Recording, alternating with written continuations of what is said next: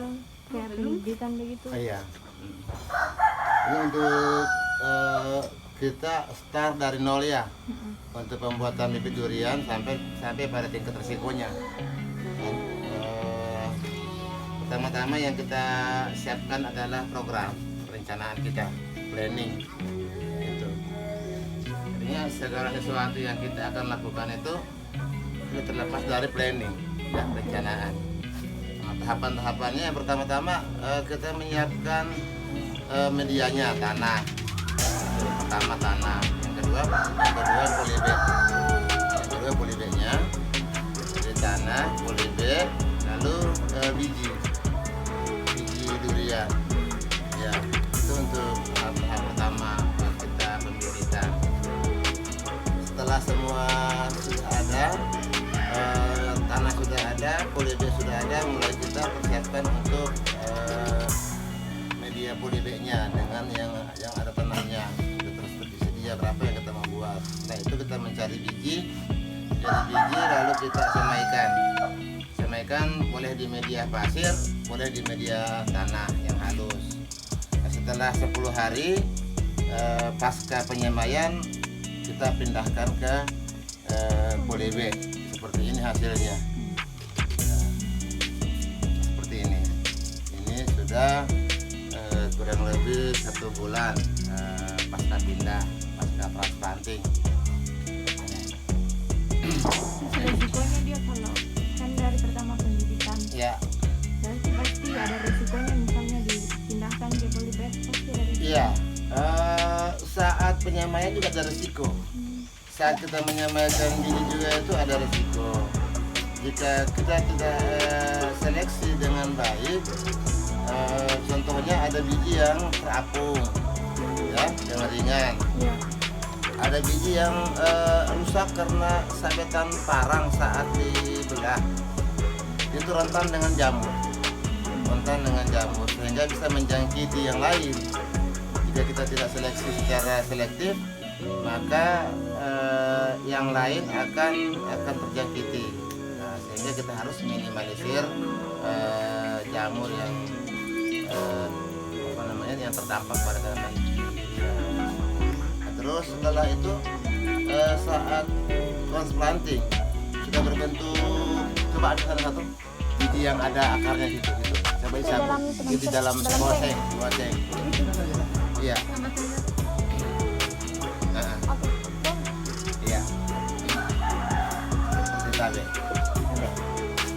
Ini setelah dia berusia ini 8 hari, 10 hari sudah agak panjang sedikit lagi. Ini ya, untuk bakar akar tunggangnya ke bawah.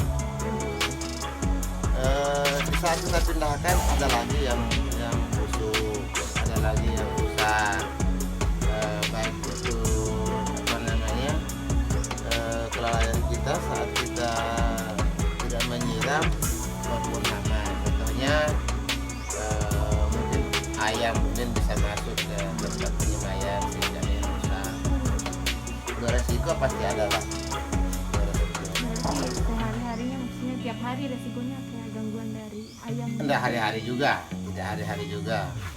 Tetapi ya itulah artinya tingkat perlakuan kita sebagai pembibit, bagaimana kita menjaga, mengamankan dan mengawal apa yang kita lakukan. Ini contohnya. Nah, terus setelah dia jadi batang bawah, ini batang bawah. Jadi batang bawah adalah bagian tanaman yang berasal dari biji. Bagian tanaman yang berasal dari biji yang memiliki perakaran yang kuat, perakaran sejati, yang siap menerima perlakuan. Ini perlakuan penyambungan secara vegetatif. Ciri-cirinya batang bawahnya kalau durian minimal ketahuan. Nah, terus setelah kita melakukan penyambungan dari biji yang kita semaikan, terus dia menjadi batang bawah, terus kita ambil lagi entris. Ini entris adalah bagian dari tanaman yang berasal dari ranting atau cabang yang varietasnya jelas, yang jelas dan bermutu. Ini varietasnya jelas dan bermutu, siap untuk memberikan perlakuan, siap untuk diberikan perlakuan. Ini menerima, ini diberikan. Iya, iya. Jadi ini dia menerima, ini batang bawah. Ini yang diberikan perlakuan. Ya, Tris. Jadi bukan cuma kita menyisipkan, perlakuannya harus suhunya baik di dalam termos es maupun di dalam toko. Itu tanaman durian. Nah, manja dia, timbang mangga atau jeruk.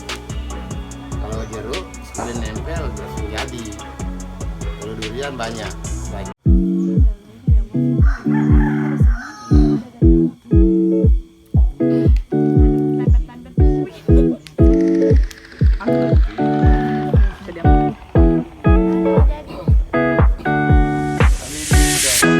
It's been 3 days since I've seen you, and I just can't forget, girl, gets worse.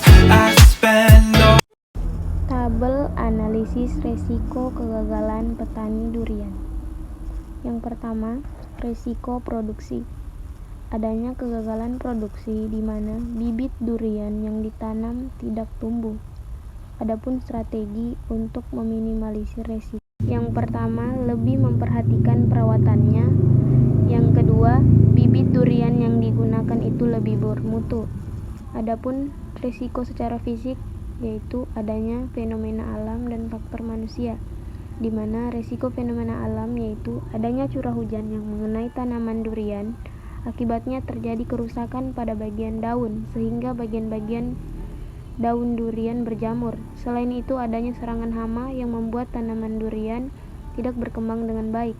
Adapun faktor manusia yaitu pemilihan bibit yang kurang baik, penyemaian bibit diserang oleh hewan seperti ayam, kemudian tanaman dicuri oleh orang. Adapun strategi untuk meminimalisir risiko, yang pertama, sebaiknya tanaman durian yang tumbuh dengan baik tidak dibiarkan terkena hujan agar tidak berjamur. Yang kedua, memberikan pestisida agar tidak terserang oleh hama yang dapat merusak tanaman durian. Yang ketiga, diberikan perlindungan yang baik di sekitar tanaman durian agar tidak diganggu oleh hewan. Selanjutnya, petani durian harus lebih meningkatkan pengamanannya agar tidak terjadi resiko kecurian. Baik, mungkin itu saja analisis resiko kegagalan petani. Adapun kesimpulan untuk mengurangi resiko kegagalan petani durian yaitu para petani durian memberikan perlakuan yang baik pada saat penanaman durian, serta lebih memperhatikan keamanannya dan lebih memperhatikan tingkat pertumbuhannya agar risiko kegagalan seperti tanaman mati, tanaman terserang hama, kecurian, dan lain-lain dapat diminimalisir.